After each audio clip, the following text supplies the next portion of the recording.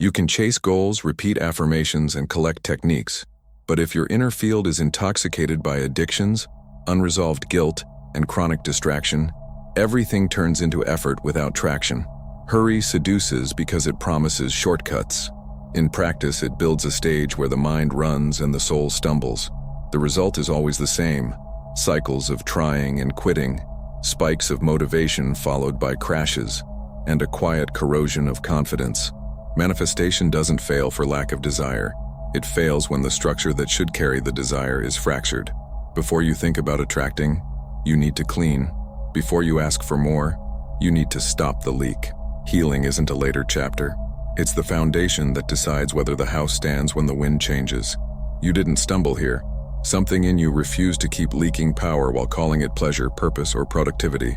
Welcome to Gods of Semen, where men recover the sacred oil of their energy, heal the field within, and only then manifest what truly corresponds to their spirit.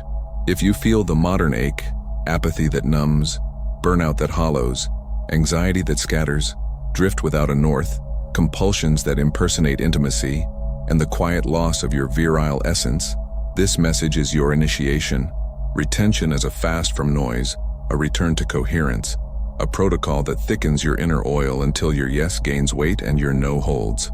Tonight we open the path, heal, retain, manifest, not as superstition but as architecture, body steadied, mind directed, spirit aligned, so your desires stop chasing you and start arriving through density, not desperation. Stay until the end, because I will hand you precise keys, daily rites, trigger alchemy, and a 21-day operating system to convert scattered urges into focus, scattered hours into output, scattered intentions into evidence. Subscribe now and ring the bell if you hear the summons in your chest. Every video here is a step in a living initiation, and our mission is clear: 25,000 men sworn to rebuild themselves from the inside out, not as an audience, but as a brotherhood that turns healing into manifestation and presence into power. When we look at retention, many still reduce it to a day count or a test of strength against sexual impulse. That reading is poor and therefore fragile. True retention is a fast from stimuli that reorganizes attention. It's not just abstaining, it's refusing the menu of hyperstimulation that colonized the brain, pornography hijacking the reward circuit, infinite scrolling fragmenting focus, notifications turning your mind into a marketplace of noise. By cutting the sources of dispersion, you stop being pushed by impulses and return to directing your energy. The body responds with less irregularity, the mind with more presence, and the day gains density. Discipline stops feeling like punishment and becomes a container where your strength can accumulate. This is where retention, as a fast from stimuli, begins to heal. It restores continuity to what was chopped up, quiet to what was noisy, direction to what kept moving in circles. This shift allows you to recover an ancient, powerful image, sacred oil, not as mysticism, but as a functional metaphor for the quality of your energy. Imagine every choice either concentrates or dilutes this oil. The more scattered you are, the thinner it becomes. The more coherent you live, the denser and more crystalline it gets. Calling this density crystalline oil is just a way to name what you feel in practice. Clarity of intention, emotional stability, vigor without spectacle. When the oil is thick, the flame burns steadier. When it's watery, any breeze snuffs it out. Retention, understood as a fast from stimuli, thickens this oil. Unnecessary guilt loses ground because you stop negotiating with habits that sabotage you. Anxiety recedes because the mind is no longer addicted to microbursts of dopamine. Focus returns because channels clogged by excess inputs begin to open. And intention, once a blurry wish, sharpens because you finally have enough energy to sustain a path instead of collecting beginnings. Healing, then, isn't an event. It's a sequence of coherent decisions that restore sensitivity. By removing hyperstimulation, you notice body nuances you used to miss. The difference between fatigue and boredom, real hunger and the hunt for stimulus, loneliness and the inability to be with yourself. This sensitivity is spiritual in the most practical sense. It aligns your conduct with what you claim to value. Prayer stops being a plea and becomes direction. A mantra stops being escape and becomes anchoring. Breathwork stops being a trick and becomes a reminder of who's in charge. The sacred oil, this metaphor of consolidated energy, isn't for impressing anyone. It's for sustaining what you came to do when euphoria fades. There's a crucial point. Heal before you manifest doesn't mean postponing your life until you're perfect. It means recognizing that manifesting without healing is building with trembling hands. You might raise walls, but they'll creak with any change in temperature. When retention is practiced as a fast from stimuli, hurry loses its shine because you start to value the specific weight of your yes. You see, you don't need 10 simultaneous goals. You need one clear intention, an awake body, and an environment that doesn't sabotage you. At this stage, the oil isn't only yours. It permeates your voice, your gaze, your posture. People start to feel you are whole in what you say, and life responds not with fireworks but with useful coincidences. Doors opening because you stopped pounding on walls, invitations arriving because your presence communicates direction, opportunities becoming visible because the mind no longer operates in fog.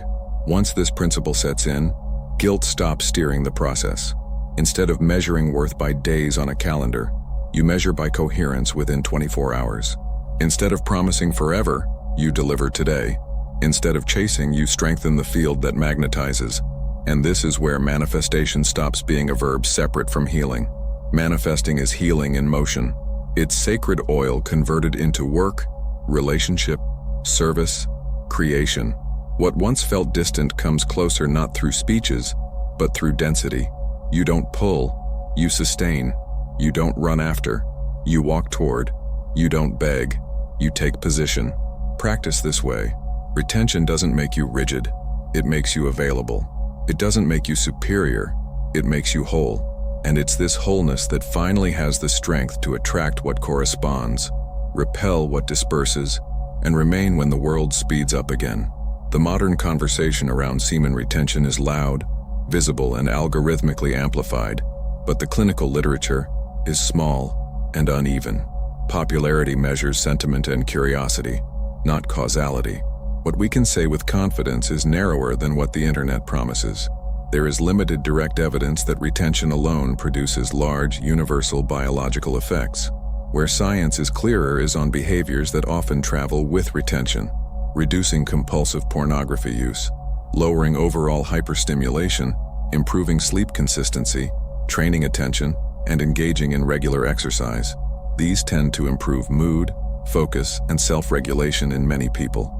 Treat retention as a deliberate architecture for habits, not as a miracle molecule. When framed this way, your expectations become realistic and your results become repeatable. The infamous Day 7 claim illustrates how hype outruns nuance. A small, older study reported a transient testosterone bump around the 7th day of abstinence, but sample size, methodology, and replication have all been questioned. Later investigations show mixed or minimal hormonal changes, often well within normal daily variability. Hormones fluctuate with sleep, stress, training load, body composition, alcohol intake, and illness. Isolating abstinence as the decisive driver is difficult.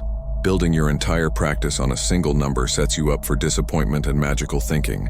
If you happen to feel sharper around a given day, treat it as personal data, not a universal law.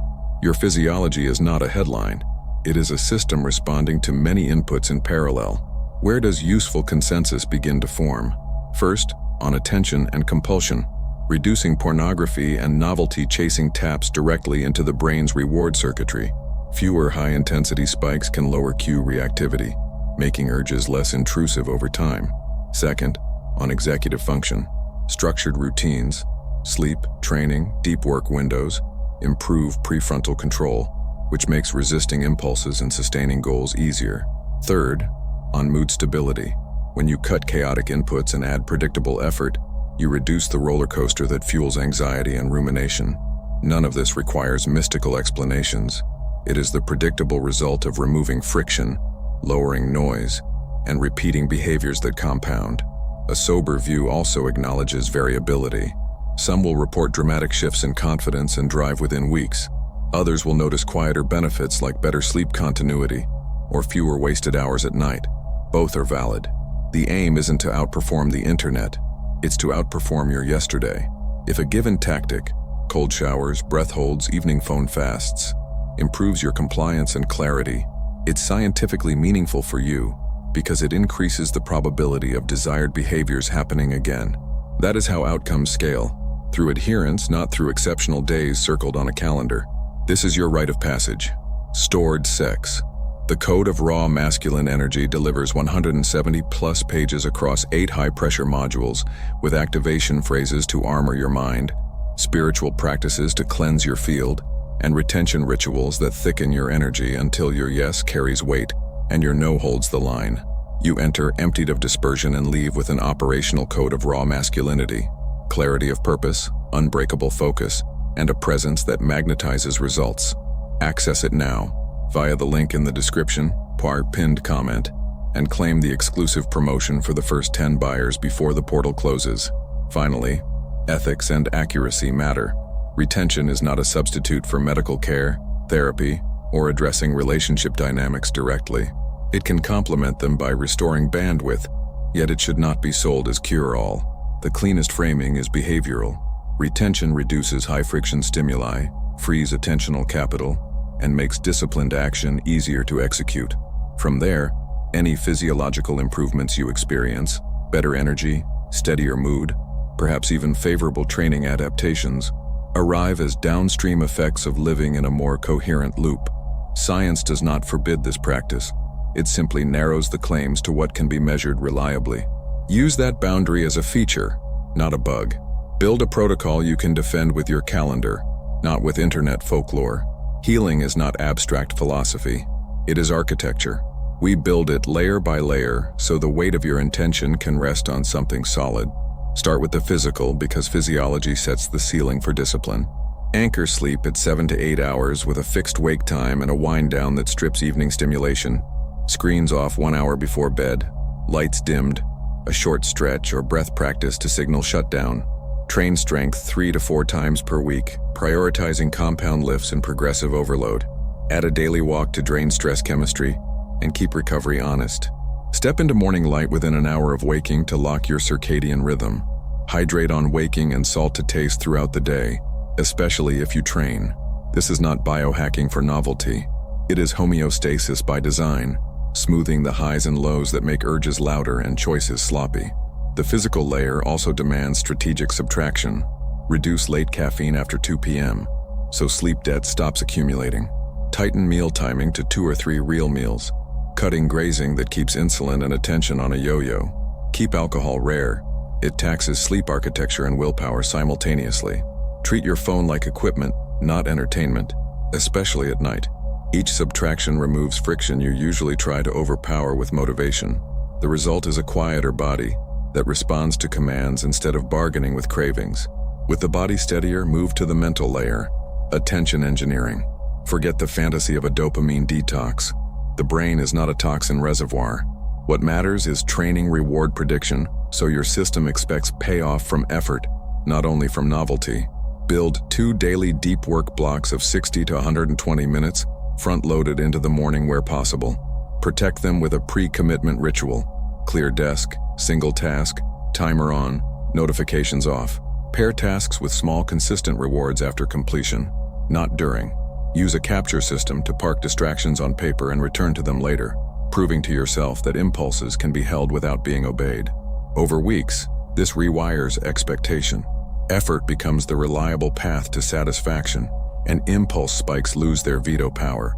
Impulsivity is not only intensity, it is availability. Reduce availability and urges weaken. Set physical barriers for problem behaviors. Block sites at the router level. Remove private browsing, charge the phone outside the bedroom. Replace the late-night scroll with a fixed alternative that still scratches the itch for novelty without hijacking you, like 10 pages of a paper book or a single episode of a pre-selected lecture. Track 3 mental metrics only: minutes of deep work, number of context switches, and evening screen time. What gets measured becomes manageable, and what becomes manageable becomes easier to outperform tomorrow. The spiritual layer is where direction enters. Skip grand ceremonies. Adopt a small daily rite that fits even on chaotic days. Begin with 3 minutes of breathing, either box breathing or 4-7-8, to signal presence. Follow with a brief prayer or mantra that states alignment, not desperation. Write a single intention sentence for the day. Then break it into 3 concrete steps you can execute within your current constraints. Name 1 piece of evidence you will look for by nightfall to confirm alignment, and close with 60 seconds of gratitude for something specific you would miss if it vanished. End in 1 minute of silence before standing up. In 10 minutes, you have oriented spirit, mind, and body toward the same vector. This rite is not superstition, it is state management. Breath steadies physiology. Words calibrate identity. Writing translates values into behavior. Gratitude prevents scarcity from hijacking choices. And silence builds tolerance for stillness, so stimulation stops feeling like oxygen. Practiced daily, it thickens the sacred oil we described earlier, the felt density that makes your yes carry weight and your no hold. Across the 3 layers, the principle is coherence. Physical routines protect the brain that holds your plans. Mental routines train attention to stay put long enough for results to compound. Spiritual routines keep the work pointed at something that matters, so discipline is devotion, not punishment. When these layers lock, relapse pressure drops not because you became a statue, but because your life became too aligned to leak. This is healing operationalized. Steady inputs, repeatable actions, and a clear signal that drowns the noise. Phase 1, purification, days 1 to 7, is about reducing noise so signal can emerge. Strip the obvious leaks first. 0 pornography, 0 erotic browsing, and no late-night scrolling. Set caffeine curfew at 2 p.m. to protect deep sleep and morning clarity. Anchor a fixed wake time and a single non-negotiable. Morning light in the eyes within 1 hour of waking. Keep training simple but daily, alternating strength primers and walks to move stress chemistry out of circulation. Replace passive evenings with a short, repeatable wind-down. Warm shower, 10 pages of a physical book, 3 minutes of breathwork. Journal triggers at night using 3 prompts: the context that preceded the urge, the sensation in the body, and the story the mind used to justify acting on it. This is not confession, it is data collection. Keep food consistent and unexciting. Protein forward 2 to 3 meals, minimal grazing, so you aren't riding blood sugar swings that masquerade as temptation. Reduce social inputs that spike arousal or comparison. Mute accounts, clear follows, and let your feeds go quiet. The goal by day 7 is not perfection, it is predictability. Days that look similar enough for your nervous system to exhale and your attention to land. There is a fire sleeping in your spine and a light sealed in your mind. Alchemy of the Gods is not a book, it is a ritual architecture to awaken both. Through the serpentine ascent of Kundalini, you learn to turn raw impulse into vertical power. With the crystalline oil, you thicken the sacred essence that clarifies thought, steadies emotion, and sharpens will. In spiritual liberation, you unbind the patterns that keep your energy leaking and your purpose delayed. Designed as a living portal of activation, each chapter delivers symbols, strategies, and practices you can execute today. No mysticism without method, no theory without transmutation. Accessible in print, digital, and audiobook formats so the rite fits your life and your pace. Step in, light the inner altar, and let disciplined spirit become visible results. Access through the link in the description or the pinned comment. The Semen Retention Success Path audiobook is your field manual for unshakable focus, renewable strength, and spiritual unlocks. 2 hours distilled into 6 deep modules that install a repeatable operating system. Triggers decoded, relapse alchemy, breath and ritual sequencing, masculine presence under pressure, monk mode windows, and manifestation by density not desperation. For a limited window, you'll also receive 30% off the companion ebook, The Art of Semen Retention for Men, 20+ practical pages to anchor the practices in your calendar. Listen today, execute tonight. Get it via the link in the description or the pinned comment. Become a channel member and step inside the inner circle. Early access to new drops, priority responses on your questions, and direct support to the mission that is rebuilding men from the inside out. Phase 2, consolidation, days 8 to 21, converts quiet into capacity. Introduce progressive overload 3 to 4 times per week on big movements, track numbers, and allow yourself to care about progression without making it your identity. Establish 2 deep work windows of 90-120 minutes, front-loaded into the first half of the day when willpower costs less. Preload the first task the night before, so you wake into direction, not decision fatigue. Build a partial social detox. Schedule replies and messaging to a single 30-45-minute block. Silence notifications the rest of the day, and replace casual digital chatter with one intentional check-in call to a high-standard friend or mentor twice per week. Move the hardest task into the first 2 hours after waking. You are teaching your brain that effort is breakfast. Tighten environmental guardrails, website blockers, phone parked outside the bedroom, curated playlists that signal work mode, so compliance becomes easier than relapse. Continue trigger journaling, but add a win log where you felt a pull and chose alignment. By day 21, you should feel a steadier baseline, fewer intrusive urges, and a growing respect for your word to yourself.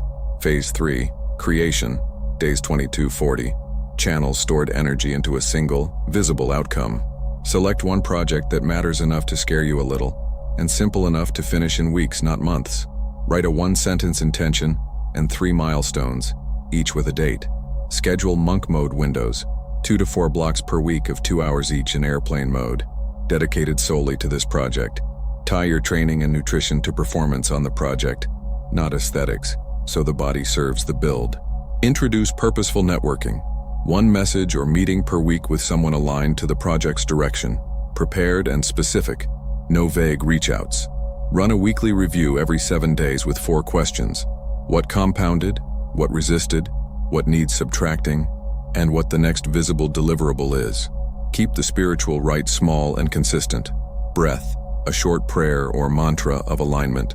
Intention sentence, 3 steps. Evidence to watch for. Gratitude, 1 minute of silence. This is how you raise the signal-to-noise ratio of your life without theatrical effort. Across all phases, treat slips as analytics, not identity. If you relapse, execute a 15-minute contingency. Drink water and walk outside. Call your accountability contact with 2 sentences, context and next action, and complete 1 manual task like dishes or a cold rinse to reset state, then return to the plan at the very next time-bounded block. Reset counters if you wish, but do not reset your life. Your calendar is the metric that matters. By day 40, the pattern is visible. Cleaner inputs, thicker sacred oil, a body that obeys, a mind that holds, and a project that proves your energy has somewhere to go. This is retention as an operating system rather than a superstition. Healing in your schedule, manifestation in your output. A trigger is rarely a lightning strike. It is a weather pattern. Most episodes happen at the intersection of fatigue, boredom, and privacy. Fatigue lowers executive control, boredom seeks stimulation, and privacy removes social friction. When these 3 stack, the brain hunts for the fastest path to relief. Recognize that urges are not commands. They are proposals. Map the pattern in real time by naming context, body sensation, and story. Context might be late night at the desk, unresolved stress after an argument, or scrolling without aim. Sensation is often pressure in the chest, tension in the jaw, or a restless heat in the limbs. Story sounds like I deserve a break. It's just this once, or I can restart tomorrow. By labeling the pattern early, you move from being inside the weather to observing it. Observation buys you seconds. Seconds are enough to choose a different sequence. Interruption beats negotiation. When a trigger hits, deploy a 15-minute contingency that resets physiology before you debate with yourself. First, water plus a brisk walk outside to change CO2, temperature, and visual field. Movement scrambles the urge loop better than willpower alone. Second, 1 accountability signal, a call or message to a designated person stating 2 lines only. What triggered you and what you are doing next. Short keeps it doable and honest. Third, a manual task that engages the body without screens. Dishes, a quick floor clean, a cold rinse, or breathwork using box or 4-7-8. This trifecta shifts state, reasserts agency, and gives your prefrontal cortex time to come back online. Pre-build the contingency, water visible, shoes by the door, number pinned, task list posted. Preparation turns the plan from theory into reflex. Relapse is not the enemy. Unexamined relapse is. Treat any fall as alchemical. Something breaks down to be recombined at a higher order. Run a 3-part audit within 24 hours. Timeline. Reconstruct the hour before the slip with precision. Where you were, what you consumed, what you felt, what you told yourself. Leverage. Identify the smallest change that would have broken the chain: moving the phone, blocking a site, scheduling a call, shifting a meal or bedtime. Reinforcement. Add one guardrail and one reward linked to compliance for the next 7 days. Guardrail might be a router-level block after 9 p.m. Reward might be a planned indulgence after a defined deep work block. Close the audit by writing one sentence of identity that holds after a fall, such as "I am a man who returns fast and builds forward." Identity statements matter because shame tries to rewrite who you are. You answer with a choice you can execute today. The alchemical fall reframes the narrative. Rather than resetting everything and chasing a perfect streak, you preserve momentum by resuming the plan at the next scheduled block. If you fell at 11 p.m., the next honest act is your morning wake time, light exposure, and first deep work window. Counters can reset. Your calendar does not. Each time you return quickly, you train your nervous system that failure is a detour, not a destination. Over weeks, the chain weakens at the same links less often because you deliberately reinforced them. You notice the urge arriving earlier in the sequence, you intervene faster, and your confidence shifts from "I hope I don't slip" to "I know what to do when I do." That is the real immunity. Not superstition or fear of the edge, but skill at coming back with minimal cost and maximum learning. If you remain as you are, the world will keep harvesting your scattered minutes and selling them back as meaning. If you begin now, you will discover that coherence is not a feeling. It is a vow that rearranges reality around your spine. Choose the harder freedom over the softer cage. Leave the seal of learning with your like. Accept the initiation by subscribing and activating the bell, and walk to the next gate by watching the recommended video. Your right continues there.